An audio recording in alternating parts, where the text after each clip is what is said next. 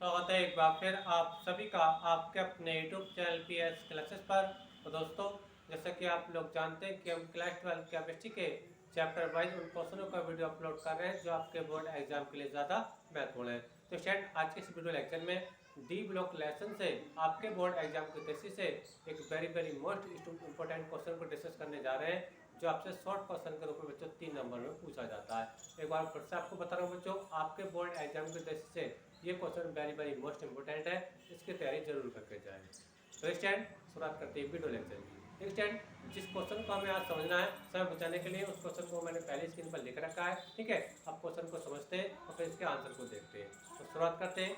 एक बार आपको प्रश्न बता रहा हूँ बच्चों, इस क्वेश्चन की तैयारी जरूर करें, आपके बोर्ड एग्जाम की दृष्टि से बच्चे को अच्छा सवाल है। ठीक है, और मैं आपको विश्वास दिलाता हूँ, अगर वीडियो लेक्चर पूरा देखेंगे तो आपको वीडियो देखते ही देखते बच्चे क्वेश्चन याद हो जाएगा, ये मेरी आपसे गारंटी है। शुरुआत करते हैं। देखिए क्वेश्चन क्या है। क्वेश्चन बच्चों ये है कि अवलोक्य तत्व क्या है। क्वेश्चन देखिए, अवलोक्य तत्व क्या है, इनकी विशेषताएं लिखिए। एक क्वेश्चन में बच्चों 2 बातें आपसे पूछी गई है। पहले आपको बताना है कि अवलोक्य तत्व क्या है, तो इसके जवाब में आपको अवलोक्य तत्वों की डेफिनेशन लिखनी है, परिभाषा लिखनी है। फिर आगे क्या है, इसकी विशेषताएं लिखनी है। फिर इसके बच्चों आपको प्रॉपर्टी यानी इसकी गुण लिखने हैं। बात में आप लोगों को तो क्वेश्चन में जो पूछा गया बच्चों, आपसे 2 बातें पूछी जाएंगी। अवलोक्य तत्वों की डेफिनेशन आपसे पूछी जाएगी और उनकी विशेषता आपसे पूछी जाएंगी। तो कुल मिलाकर ये क्वेश्चन बच्चों आपको शॉर्ट क्वेश्चन के रूप में 3 नंबर में मिलेगा स्टूडेंट। ठीक है, तो चलिए स्टार्ट करते हैं। क्वेश्चन पहला हेडिंग आएंगे अवलोक्य तत्व। अब देखिए स्टूडेंट, अवलोक्य तत्व क्या होते हैं, पहले इसकी डेफिनेशन लिखनी है। तो डेफिनेशन क्या देगा, ध्यान से सुने कि वे तत्व जिनका अंतिम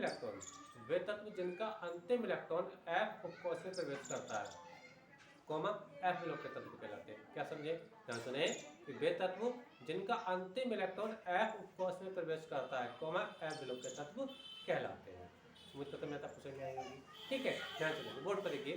पहले का कहलाएंगे अवलोक्य तत्व, वे तत्व जिनका अंतिम इलेक्ट्रॉन F उपकोष में प्रवेश करता है, कॉमा अवलोक्य तत्व कहलाते हैं। बात में आप लोगों को ठीक है।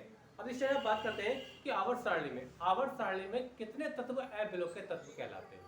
ठीक है, तो मैं आपको बता दूं बच्चों, आवर्त सारणी में अवलोक्य तत्व है उनकी संख्या 28 है। कितनी बच्चों, 28 है। ठीक है, और इन 28 तत्वों को आधा करके 14 करके 2 श्रेणियों में बांटा गया है। पहली श्रेणी लैंथेनाइड, दूसरी श्रेणी एक्टिनाइड। बात समझ आ रही है। लैंथेनाइड श्रेणी में भी 14 तत्व होते हैं और एक्टिनाइड श्रेणी में भी 14 तत्व होते हैं। ठीक है स्टूडेंट, अब देखिए लैंथेनाइड श्रेणी में जो तत्व होते हैं, ये सीरियम यानी परमाणु क्रमांक होता है बच्चों इसका 58 यानी 58 से लेकर के ल्यूटीशियम, इसका परमाणु क्रमांक होता है बच्चों 71 तक का।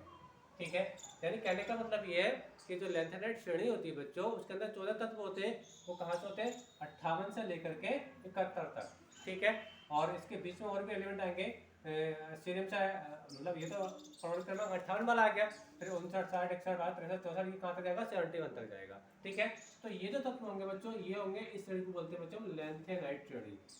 क्या बोलते हैं बच्चों, लैंथेनाइड श्रेणी। जैसे मैंने आपको बताया कि अवलोक्य तत्वों को 2 श्रेणियों में बांटा गया, 14 करके। ठीक है, तो लैंथेनाइड श्रेणी में जो तत्व होते हैं बच्चों, आपको क्या होता है, परमाणु क्रमांक 58 से लेकर के परमाणु क्रमांक 71 तक होते हैं। ठीक है, और कुल मिलाकर बच्चों कितने एलिमेंट होंगे, या इसमें 40 एलिमेंट होंगे, किसमें, लैंथेनाइड में। ठीक है, बात समझिए आप लोगों को। अब आगे बात करते हैं आपको बच्चों, जो आपकी एक्टिनाइड श्रेणी होती है। एक्टिनाइड श्रेणी बच्चों, एक्टिनाइड श्रेणी में भी 14 तत्व हैं। ठीक है, ये कहाँ से कहाँ तक होते हैं मैं आपको बता रहा हूँ। ठीक है, ये होते बच्चों परमाणु क्रमांक 90 यानी थोरियम से लेकर लॉरेंशियम यानी 103 तक। कितने तक बच्चों, 103 तक 14 तत्व ये होते हैं। ठीक है, ये भी बच्चों कितने एलिमेंट होंगे, ये भी बच्चों आपके 14 एलिमेंट होंगे।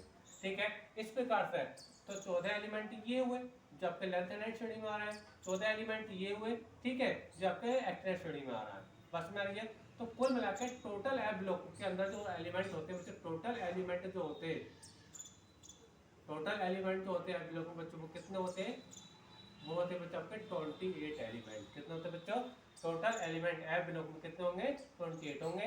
ठीक है, जिनको 2 श्रेणियों में बांटा गया है, लैंथेनाइड और एक्टिनाइड। ठीक है, तो 14 तत्व लैंथेनाइड में होते हैं, जो परमाणु क्रमांक 58 से लेकर के परमाणु क्रमांक 71 तक होते हैं। ठीक है, और आपके जो एक्टिनाइड है, तो श्रेणी में भी 14 तत्व होते हैं, परमाणु क्रमांक 90 से लेकर के परमाणु क्रमांक 103 तक होते हैं। बात सुनिए आप लोगों को। तो ये मैंने आपको जानकारी दी कि आवर्त सारणी में आपके कितने एलिमेंट होते हैं, इनको कितनी श्रेणियों में बांटा गया है। डेफिनेशन मैंने आपको इसकी पहले ही बताई, ठीक है। अब बच्चों, अब ऐप मैं बता रहा हूँ कि ऐप ब्लॉक के तत्वों के बाह्यतम कोश का इलेक्ट्रॉनिक विन्यास क्या होता है। याद रखें, ये बात आप जरूर याद रखें कि ऐप ब्लॉक के तत्वों के बाह्यतम कोश का इलेक्ट्रॉनिक विन्यास क्या होता है। कई बार बच्चों ये क्वेश्चन आपसे शॉर्ट क्वेश्चन के रूप में 1 नंबर में पूछा गया, यानी अति लघु क्वेश्चन के रूप में ये कई बार आया है, ठीक है। याद रखें कि ऐप ब्लॉक के तत्वों का यानी इनके बाह्यतम कोश, यानी इनका मतलब ऐप ब्लॉक के तत्वों के बाह्यतम कोश का जो इलेक्ट्रॉनिक विन्यास होता है बच्चों क्या होता है, n-2f 1 to 14 n-1 d 10 to 1 और ns स्क्वायर। याद रखना ऐप ब्लॉक के तत्वों के बाह्यतम कोश का इलेक्ट्रॉनिक बहुत इंपॉर्टेंट है, बहुत इंपॉर्टेंट मैं बताना चाहिए, इस चीज को याद रखें, कई बार ये शॉर्ट क्वेश्चन में भी आया है। तो इनके बाह्यतम कोश का इलेक्ट्रॉनिक विन्यास हो गया, ठीक है। बात समझ में आ रही है आप लोगों को, ठीक है।